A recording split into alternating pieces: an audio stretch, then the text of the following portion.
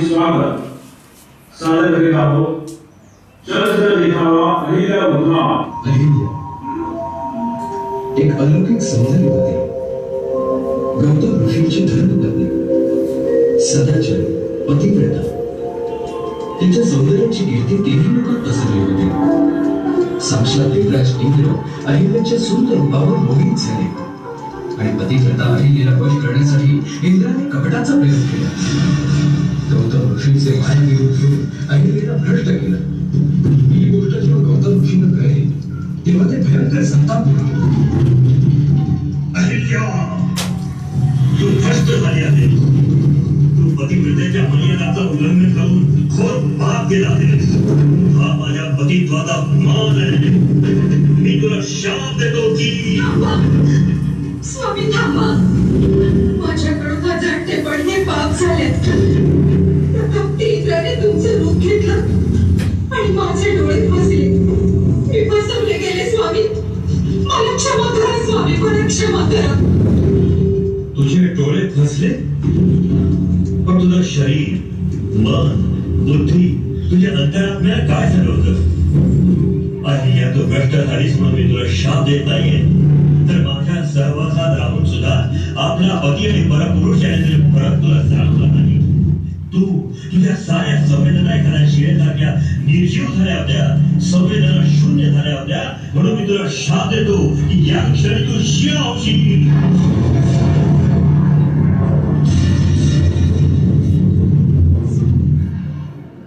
आपण माझे परमेश्वर आहात. आपण दिलेल्या शापाचा आपली आज्ञा समजून मी स्वीकार करते. पण स्वामी, मला शिळा होण्याचं दुःख नाही. दुःख आहे ते आपल्या वियोगाचं. पुनरपी आपली सेवा करण्याचं सद्भाग्य मला मिळावं म्हणून मी आपल्याकडे उशाप मागते. मला उशाप द्या प्रभू, मला उशाप द्या. अहिल्या, रागाच्या घरात तुला शाप देऊन मी भयंकर चूक केली आहे. आता माझे शब्द मला परत घेता येणार नाही.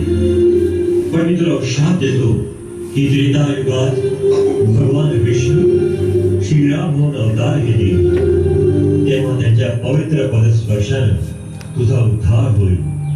तू शापमुक्त होशील.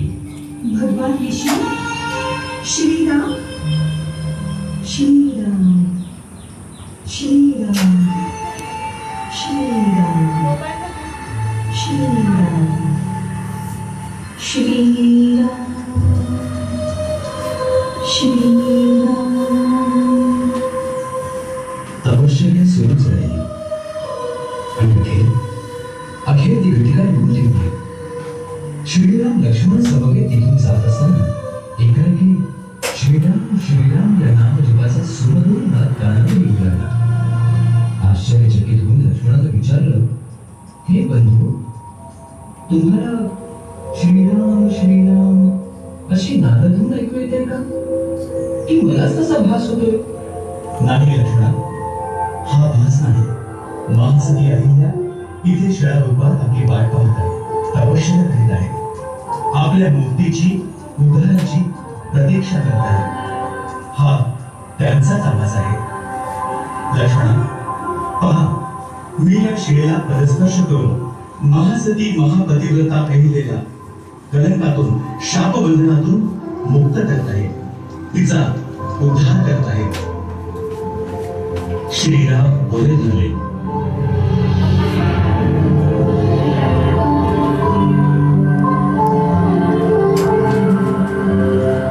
आपल्या पवित्र चरणांचा स्पर्श करीत त्या श्रीराम गेला.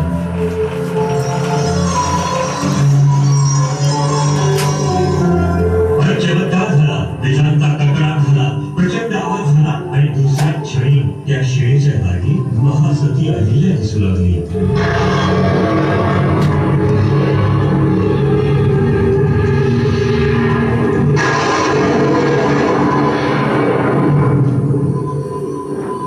प्रणाम प्रभू. प्रभू, आपल्या पवित्र पदस्पर्शाने मी मुक्त झाले. आपल्या पावन दर्शनाने मी धन्य झाले. मी धन्य झाले प्रभू.